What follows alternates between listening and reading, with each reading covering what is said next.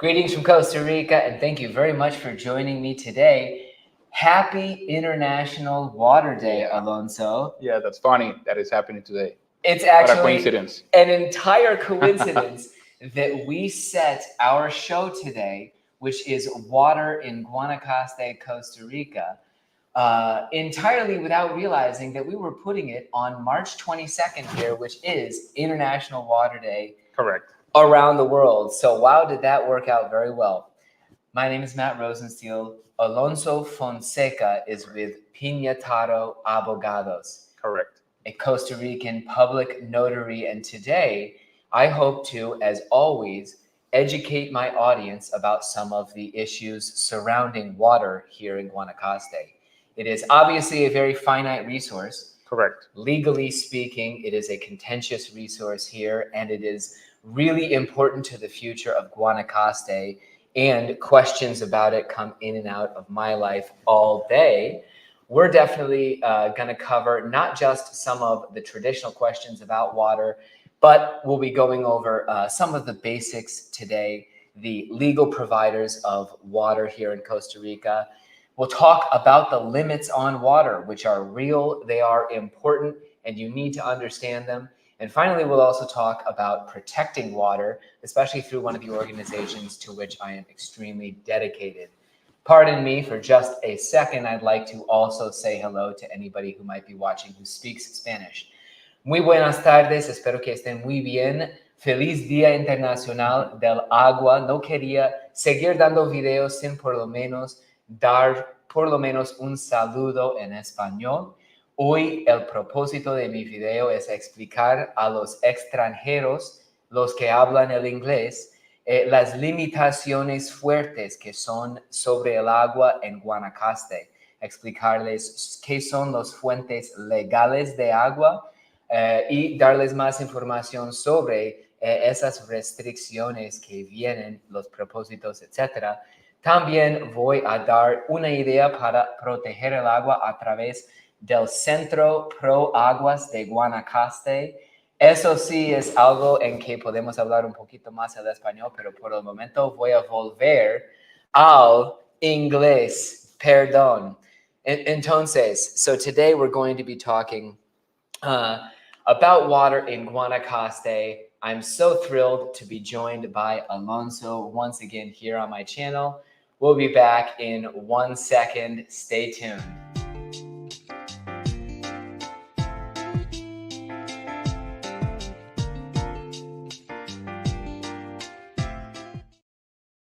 Greetings from Costa Rica once again. If you're interested in finding out more about moving here or investing in real estate, this is my email address. Be sure to subscribe to my channel. I wanted to mention we have, I'm sorry to keep covering you with different logos. I have an ultimate playlist with informational videos about real estate that we've just put together with some of the most important topics that I've covered. You can scan this QR code over Alonso, our guest expert, and that will take you to Matt's Ultimate Real Estate playlist here on YouTube. Without further ado, let's start talking about our topic today. Alonso, let's get some basics about water in Guanacaste. For sure. Who are the legal sources of water, the actors who can actually provide water here in Guanacaste, Costa Rica? Absolutely, Matt. That's one of the first items we try to explain our friends and our clients. Costa Rica treats water as a basic human right and one of the most essential assets of the state. So according to our constitution, nobody can legally own by private means water. That means that every source of water is handled, or at least is overseen by a public institution. The most common sources when you own a property, and our number one option to look for, are the official state agencies that provide water. That would be AIA, number one, as the main player over the vast majority of Costa Rica, and a great invention that was made in 1966, which are asadas. Mm-hmm. Asadas are local organizations who appoint local neighbors of a certain community, and they organize and set up an association, a legal association with a legal representation. And that association is in charge of organizing, providing, and charging for water service in specific communities. I was surprised the first time I moved here in 2008, and they had us in a community outside of San Jose called Rio Conejo, where there were probably only 300 or 400 households. And one of the first community meetings we went to was a meeting of the ASADA, or ASADA. These are people from the community. Correct. You know, Don Jorge, Doña Paulina, Exactly. people that are members of the community sitting on a board that controls local water distribution in their area. Correct. And it's, you know, it's amazing to see how that local resource becomes, first of all, one of the fun little sort of points of interest in town, but also a source of employment. Correct. And it does become a source of wealth for the community. You know, here in Paraíso, there are 6 or 7 people who have jobs at our asada. Correct. And frankly, without that little employer in town, the community would lose an important source of Exactly. actual wealth. So it's great that they have local community control over water. Definitely. It's one of the greatest inventions of the Costa Rican state. And the key aspect, and we always tell that to our clients, is they have a very strong sense of community. Mm-hmm. So they understand perfectly their water necessities and their water sources as to which areas are have more water available for certain type of projects. Yep. So it's always one of the first places to visit when someone is asking where to buy, where to develop a certain type of project. 100%. And many times people try to find out if there's water in X or Y location. You should go directly to the source if you're able to communicate in Spanish fluently. You can sit down and talk with people. They have usually meetings every 2 weeks. Correct. Where you can request an audiencia or a visit. You can go say, here's what I'm looking to do. Will that be approved by your organization? Or you can present your requests, etc. So it's very grassroots. Correct. And it's very accessible. People usually are extremely easy to talk to in these committees. Exactly. Absolutely. Now let's move on to talk a little bit more on the limits on water in Guanacaste. Now, I remember in 2014 and 15, our super horrible drought really spurred the government to take action and take more direct control of water. Tell us about that. Correct. Absolutely. The thing is, initially, when asadas were born, evidently because of their community nature, the heavy lifting technical aspects of water is still in charge of AIA. So AIA was obliged to provide the pipeline infrastructure for the asadas so they could start doing the local medium to small size pipelines for the properties. Unfortunately, in some cases, AIA did not foresee correctly the amount of request and demand of water in certain areas. So we ended up having a lack of certain infrastructure and sufficient wells in certain areas that we are trying now to run. So what you are seeing now is that AIA is taking action and starting to request certain specific asadas, especially those located to the more coastal areas. And they are requesting asadas to not issue more water letters. We'll discuss later what a water letter is, but they are telling the asadas to not issue more water letters until this infrastructure is completed. Yeah, and I have a list here that I wanted to just pop on the screen. This is in Nicoya, the canton to the south of us. This is a list of the asadas, or local water distributors, that are not supposed to give new water service currently. You see some very points of interest that include Nosara, definitely Garza, Santa Teresita, some places that have been sort of the center Correct. of Absolutely. these questions of balance of how much water there is. And you mentioned earlier, I think that a great concept to explain this problem is that there's never a perfect balance between the amount of water available on paper Correct. versus the actual amount of water available. Let's talk about water available on paper. Sure. What are instances where there's been too much water available on paper? Correct. So that's the typical case where when asaras were not correctly and technically assessed by the IAEA, they started issuing water letters based on their notion of actual water that they had in reality. So we had cases where water letters started to accumulate, and when IAEA came to do inspections for the asaras, the water in paper was not consequent with the actual water in reality or in technical studies. And it's funny, I can hear, him translating Spanish. It wasn't equal, or it wasn't, the amount on paper wasn't sufficient. Correct. And this has caused some big tension in communities. Correct. Where all of a sudden they've got development happening. Correct. New water service being allowed, and there are water users already living there who don't feel their service is good enough. You are having, or we are facing, two types of problems. The first one is you have your water on paper, so you go to the municipality and you get building permits and everything looks fine, but then when you try to open the faucet, you have no water in your house. Yep. Or you have the other scenario where you have a property who actually has water and you have no water letter, so yep, you're not allowed to start building your project. Absolutely. So that's what we're trying to solve. Harmonize. Exactly, harmonize. Absolutely. Correct.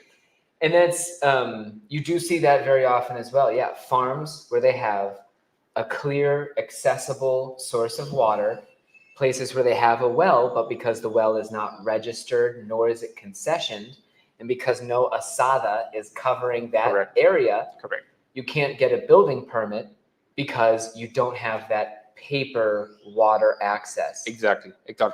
Whereas one of the things I was shocked to find out, Alonso had done some investigation. Right now, in the Tamarindo area, you've seen that Villarreal, correct, Huacas, and Santa Rosa. Yeah. In those three communities, you also have paralysis on new water service. Exactly. However, that paralysis does not currently extend to Tamarindo. Correct. Where, yes, you have heard that there have been issues recently, and it sounds like it may be an issue in Tamarindo where right now there is more water on paper. Correct. Than they're able to bring to the community. Correct. Yeah. One of the solutions, I think, smart solutions that we are trying to find, working together with many asaras, and they are, as I mentioned, since they are community institutions, they are very aware of the nature of their problems. It's always a great recommendation to reach out to your asada and propose, I would say, smart solutions for everyone. For instance, asadas are very keen to receiving donations of properties that have water wells or water sources of any other nature. If you approach the asada, you can actually donate that property, and they can start the administrative process of putting that well as a water source of their asada. Yep. And that, as you know, increases the amount of water that their they have capacity. Available. Exactly. Well, there are many other things people can do to protect water, and I definitely wanted to touch on those. Obviously, when you are designing your property and designing your pool specifically, Guanacaste is a hot, windy place where the bigger pool you have, the less shade that's around it, the more exposure to the sun, the more evaporation you're going to see. You can do your local asada a huge favor by designing gardens that don't need a lot of water, trimming down your pool if you have to have it, or possibly using your, we're getting harassed outside the window. How's it going, Steve? Or eliminating your pool altogether. Obviously, that would be a great solution.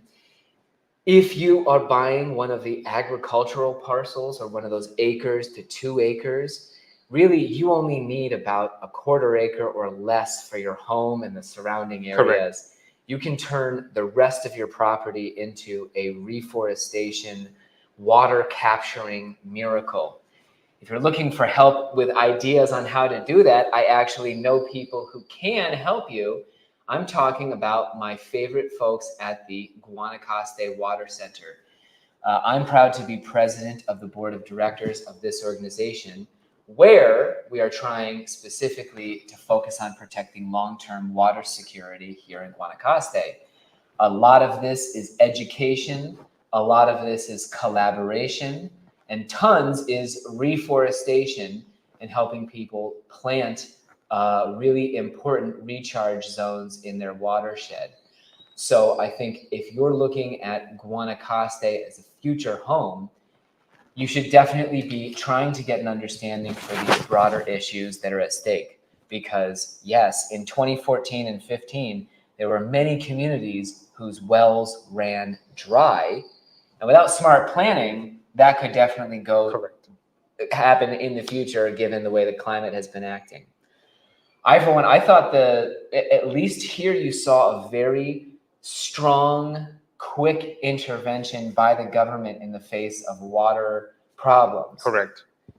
Do you feel now, have they taken the appropriate steps to follow up, or what are they looking to do in advancing the dialogue and solutions now, 8 years after that drought? Correct. Well, AIA has definitely historically been one of the most complicated institutions of Costa Rica in terms of their readiness and fast enough call to action to solve issues. And that happens in the center area of San Jose in Costa Rica. Mm-hmm. So you could imagine how long they take to solve issues outside of San Jose. Mm-hmm. In any case, at least this last decree that stopped the issuing of new letters is definitely a sign that they are finally understanding how to approach the issue.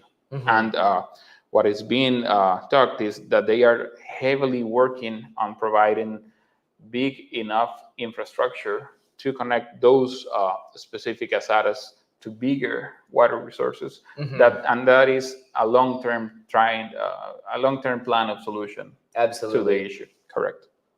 I also see a huge long-term solution here in Guanacaste is the reforestation of recharge zones. And I hate to keep hammering on it, but we get so much rain. In those drought years, for example, here we had close to 1 meter of rain in our area, even in 2014. And had we had designs that really trapped more rainwater in the ground, you see right now, Guanacaste is suffering forest fires in countless hillsides. It's one of the drawbacks of living in the dry tropical forest, but also in a place where people still are managing cattle ranches, exactly, hunting a little bit, even though they shouldn't legally be allowed to. But you do see fires, and those fires eliminate the landscape's ability to absorb water.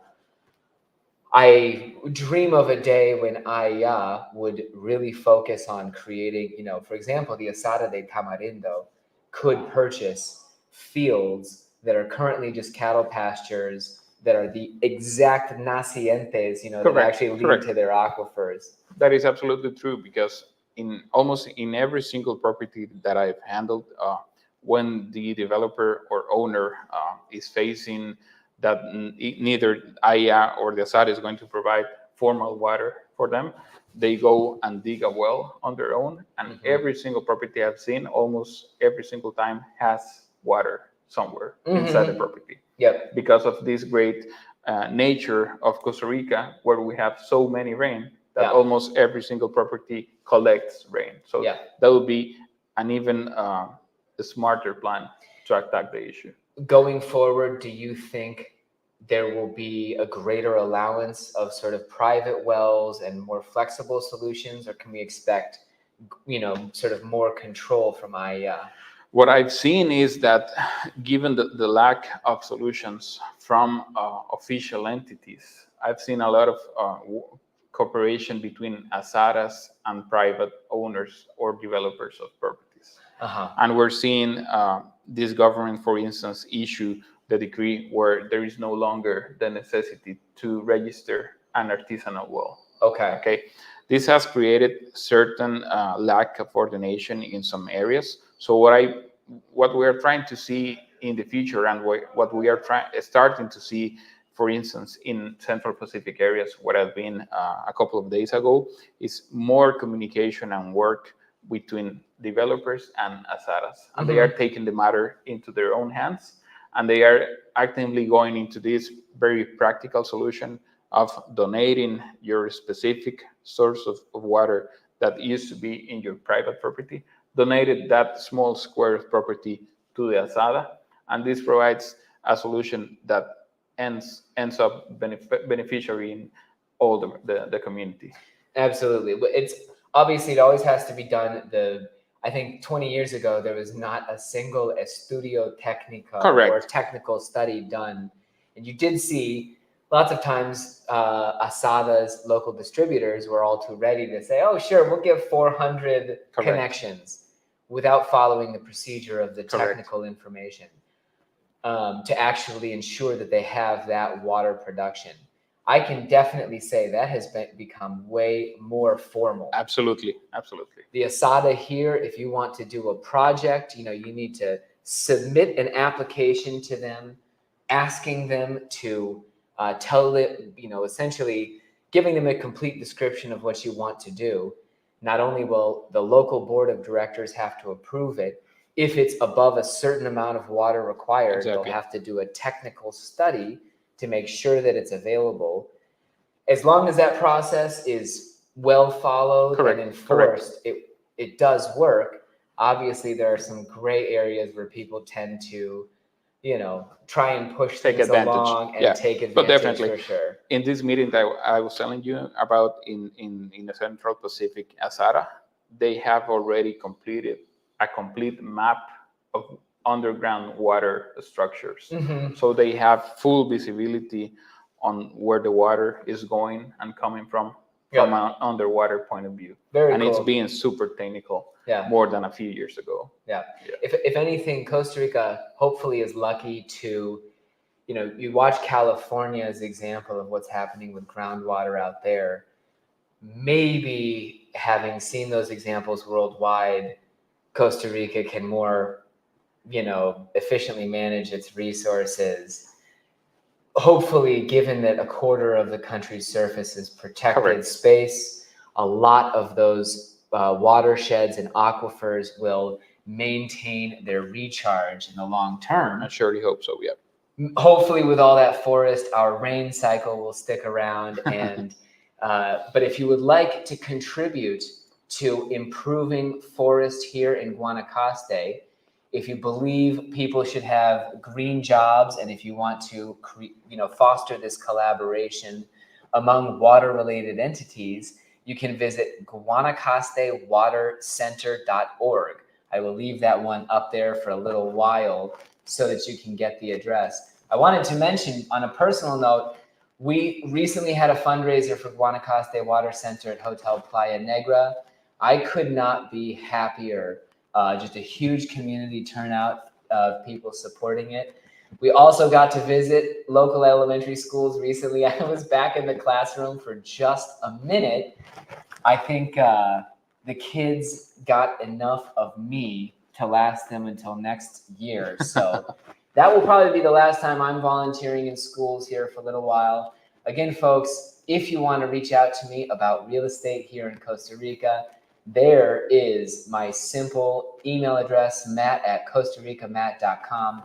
before we go, man, Alonso, spectacular Thank you, man. information, A pleasure. wonderful insight into water here in Costa Rica. I'm really glad you stopped by here today. Thank you so much, folks. Have a good Thank you. afternoon. Bye.